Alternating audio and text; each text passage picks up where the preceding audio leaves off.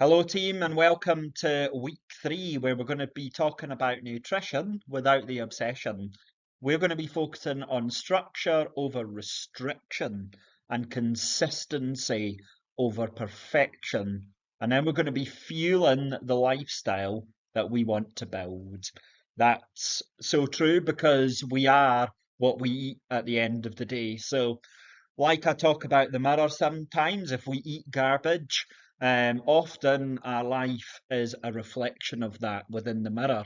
Whereas if we eat well, then our life becomes a reflection of that because clearly we care about ourselves, we're hydrated, we get enough fruit and vegetables, we don't overindulge in fast foods. Like I say, that mirror appears either way. And I love that saying, we are what we eat. So, like I say, though, it's about making it simple rather than overcomplicated. We want it to be realistic and sustainable because we're chasing sustainability rather than perfection or strict dieting. We're going to be building structure that's going to support your goals long term. You're not on a diet with me. I've never said you are, and I don't want you to feel that you are either. But what I do want you to do is be well paced.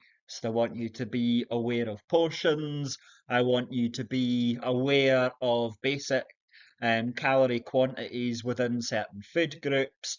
And I want this to be as smooth a process for you as possible and one that you enjoy and can stick to.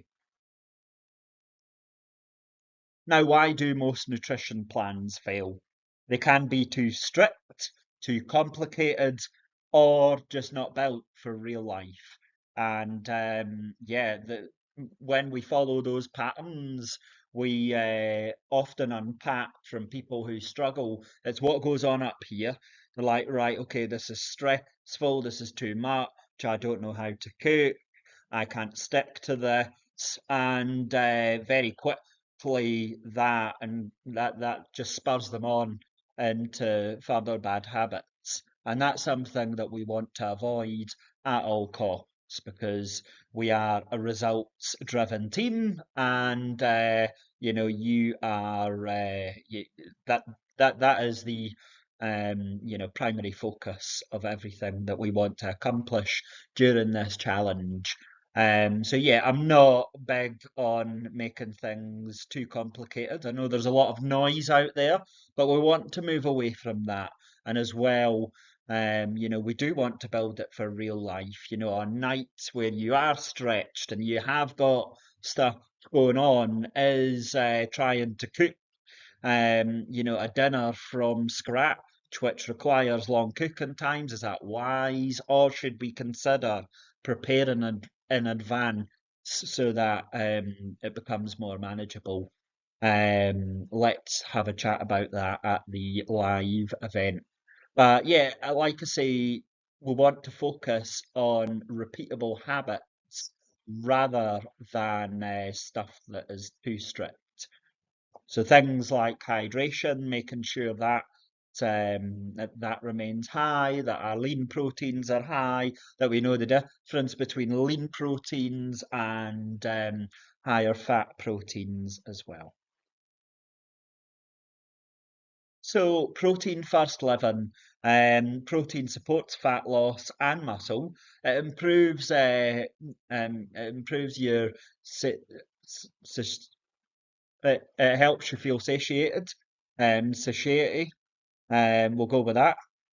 Forgive me if that's not the pronunciation of it, but it also stabilizes energy levels too.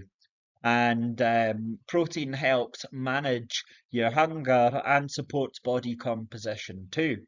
So if you can start your meal with protein, decide what that's going to be, you can then build out from there. So we want that to be composed of a lean protein on most occasions. This isn't me saying don't have fat proteins, avoid them. I'm not saying that, but certainly that's where you want to start. And then you want to move into your vegetable profile Is it a night where we're trying to increase our green vegetables? Are we happy with more coloured vegetables? What is it we're trying to increase in terms of vitamin and mineral levels?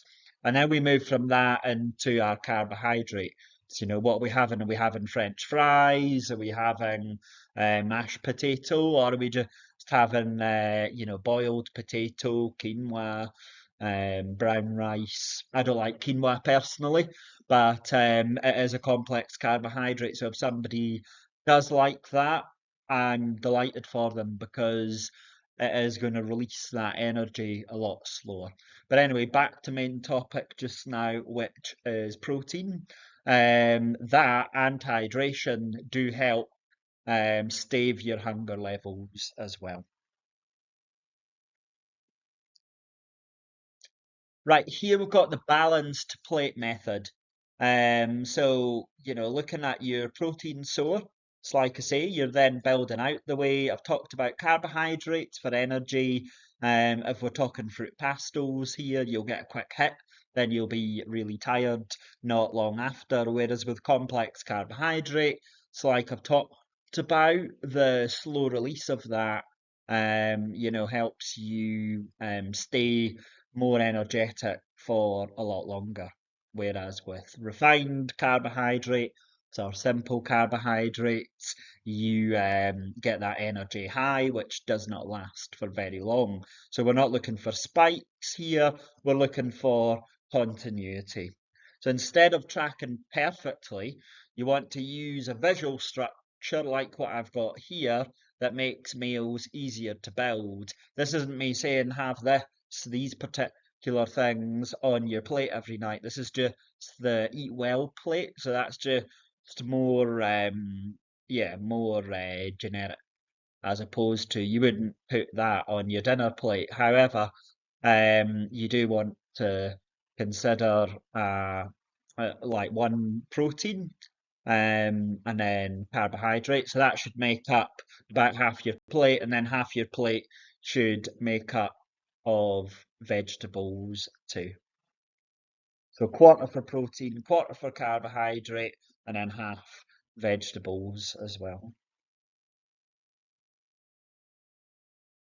Now, calories without fear, this can frighten a lot of people. It's like, oh, I don't want to focus in on calories. That's fine. Okay, we've all got a different approach. But end of the day, it must still come down to calories, whether you like it or not.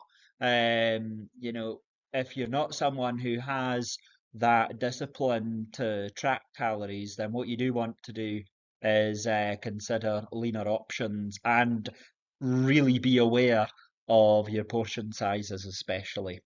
But it's definitely something I encourage everyone to do. But like I say, tracking it through my fitness pal and stuff, it's a tool rather than being judged or self-judging.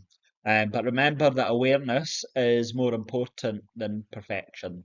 Okay, because calories are information, awareness builds control, and weekly trends matter more than daily numbers. It's that overall performance, if you like, because I've said this to people before. If you have your week planned out and you've decided what you're having for dinner, etc., because you're going out at the weekend, that's fine.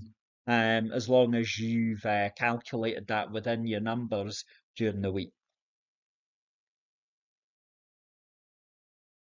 Eat slowly as well. Yeah, I'm really good at that. I'm joking, by the way. I like my food, so I do tend to eat quite fast, and Mum's always having a go at me, telling me to slow down. But from a professional point of view, being full and aware is it comes from eating slowly. But notice your fullness cues as well, and then I want you to build awareness around the whole habits, because learning to recognize hunger and fullness is what's going to support your long-term consistency. Now, what you need to ask yourself a lot of the time is, am I actually eating here because I'm hungry, or am I eating here because I'm trying to get some kind of dopamine hit here. Something's missing. So it might not be food, but your brain's telling you something's missing. It could be that you just need to go and work out. It could be that you need to go and walk. It could be that you need to, go for a plunge. And just be aware of these things because a lot of the time we are full but we're bored, and that's where we tend to, indulge in refined carbohydrates or a glass of wine or a beer, whatever. But let's try to mitigate that as much as possible.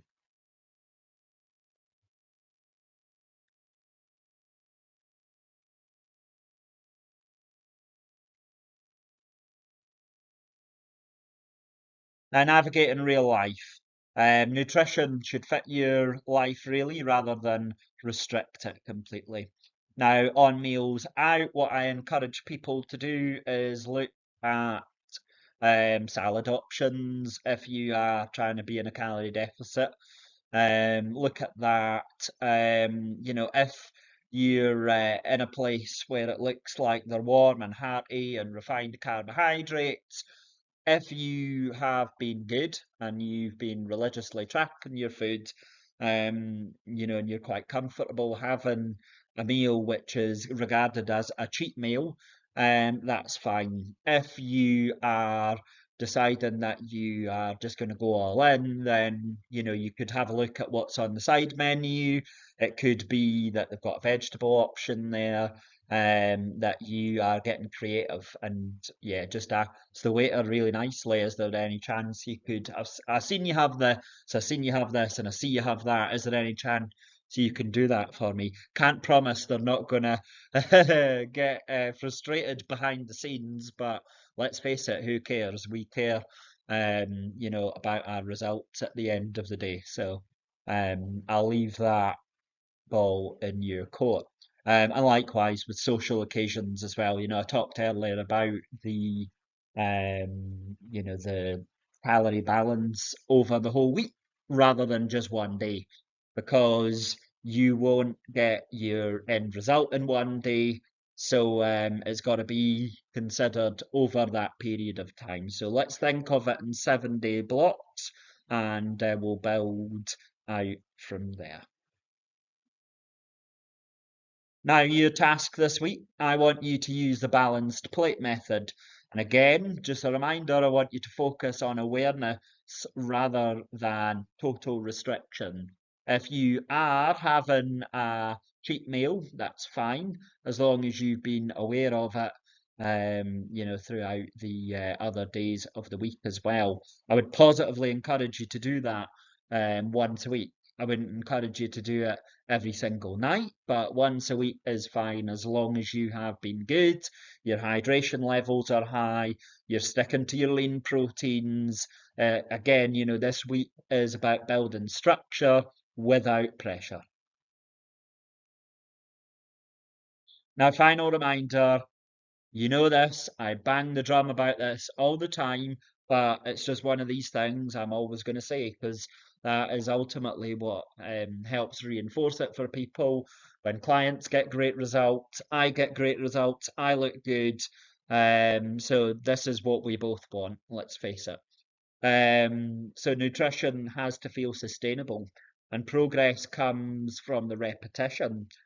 Small changes create those long-term results. Think of it like compounding, your pension, etc. You might put in, I don't know, you might put in 5% a month, and your employer might put in 5% a month, or you might not be there. You might have a business, so you might use a SaaS instead and use a different form of, compounding. But think of it like that. When you start young, it looks nothing. By the time you're almost retired, that's a lot more, and that's just purely because you're putting in that 5%, and gradually the interest helps that pension pot grow over time.